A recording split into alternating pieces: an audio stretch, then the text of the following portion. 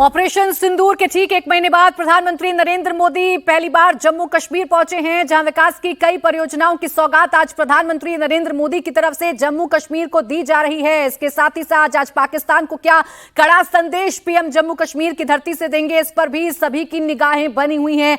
चिनाब पुल का उद्घाटन हो चुका है। वंदे भारत एक्सप्रेस को आज हरी झंडी दिखाई जाएगी। वंदे भारत एक्सप्रेस घाटी को जोड़ने वाली ट्रेन बनेगी। जम्मू से घाटी को जोड़ने वाला ये वंदे भारत एक्सप्रेस होगी, जिससे विकास की रफ्तार और भी ज्यादा दुगनी हो जाएगी। और जैसा हम लगातार आपको बता रहे हैं कि कई मायनों में ये कश्मीर घाटी के लिए महत्वपूर्ण है। कश्मीर घाटी को अलग थलग करने की मंशा वाले जो लोग हैं उन पर लगाम लगेगी, क्योंकि कश्मीर में बेहतर कनेक्टिविटी होगी, विकास की धारा बहेगी, आर्थिक मजबूती बढ़ेगी और इसके साथ ही साथ सेना का जो मूवमेंट है, सेना की जो आवाजाही है, वो भी कहीं ना कहीं इस पुल के जरिए और भी ज्यादा बेहतर होगी। तो आज चिनाब पुल का उद्घाटन प्रधानमंत्री नरेंद्र मोदी ने खास अंदाज में किया है। जम्मू कश्मीर की धरती पर पीएम पहुंचे, हाथ में तिरंगा प्रधानमंत्री नरेंद्र मोदी के हाथ में रहा और उस तिरंगे को आसमान तक ऊंचा लहराते हुए प्रधानमंत्री नरेंद्र मोदी चिनाब पुल का उद्घाटन करने के लिए पहुंचे। इसके साथ ही साथ वंदे भारत को हरी झंडी प्रधानमंत्री नरेंद्र मोदी दिखाएंगे, वंदे भारत एक्सप्रेस को हरी झंडी दिखाएंगे।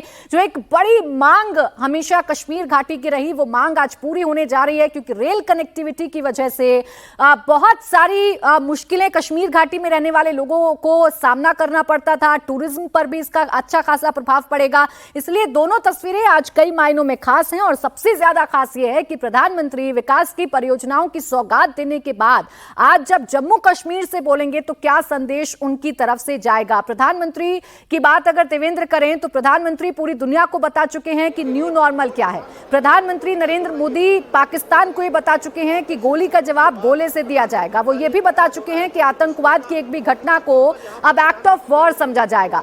आज क्या संदेश पीएम जम्मू कश्मीर की धरती से दे सकते हैं देवेंद्र? निश्चित तौर पर प्राची उसी कॉन्फिडेंस को और आगे बढ़ाएंगे कि देखिए भारत ने जो प्रण किया है, जो न्यू डॉक्ट्राइन लिया है आतंकवाद को लेके, वो उसको उसी रूप में उसको अक्षरशः फॉलो करेगा।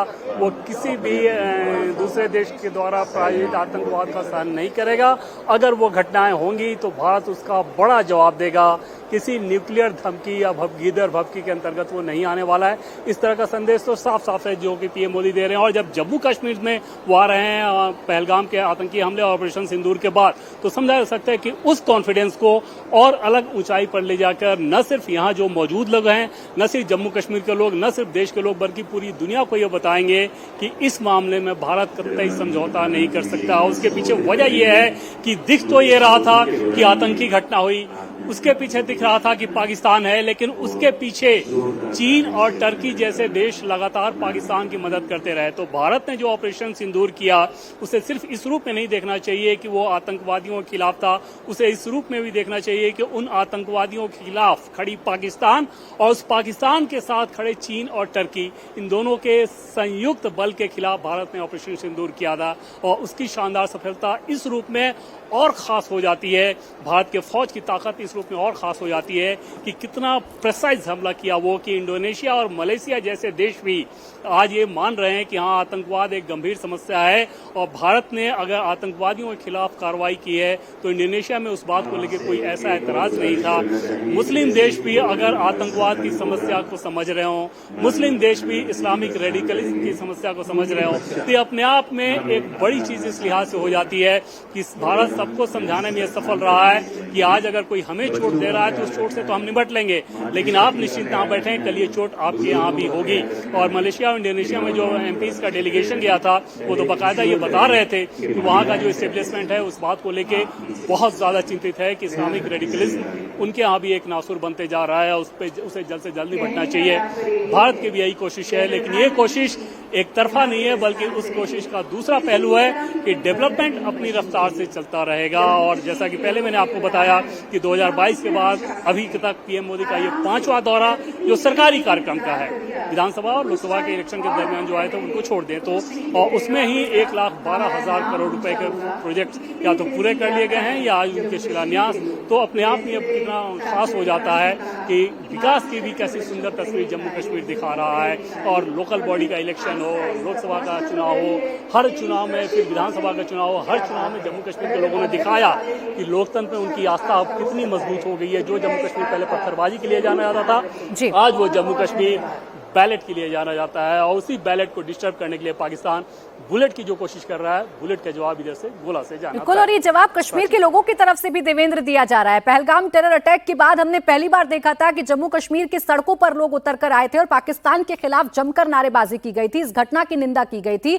और ये सब इस वजह से हो पा रहा है क्योंकि जम्मू कश्मीर में लगातार विकास की जो धारा है वो बह रही है। लगातार नई नई परियोजनाएं जो हैं वो जम्मू कश्मीर को मिल रही है। अगर आप चिनाब ब्रिज की ही बात कर लीजिए तो दुनिया का सबसे ऊंचा पुल इसे अब कहा जा सकता है, क्योंकि आईफिल टावर जो पेरिस का है उसकी जो ऊंचाई है वो 330 मीटर है, जबकि अगर आप बात कीजिएगा चिनाब पुल की तो इसकी 359 मीटर है। इसी वजह से इसे दुनिया का सबसे ऊंचा पुल भी कहा जा रहा है। कनेक्टिविटी के लिहाज से भी इसे एक बड़ा कदम कहा जा रहा है। और कैसे अब जो समस्याएं कश्मीर घाटी में थी उन्हें अब दूर किया जाएगा इन विकास परियोजनाओं के जरिए, वो भी लगातार आप समझ सकते हैं। मंजूर, आपके पास में आ रही हूं। एक बड़ी समस्या घाटी के लिए कनेक्टिविटी रही। मौसम खराब हो, बर्फबारी हो तो हमेशा कश्मीर का जो कनेक्शन है वो जम्मू रीजन से टूट जाया करता था, रास्ते बंद हो जाया करते थे। अब जब हर मौसम में चलने वाला ब्रिज तैयार हो गया है, हर मौसम में चलने वाली ट्रेन तैयार हो गई है, तो ये कितना महत्वपूर्ण रहेगा?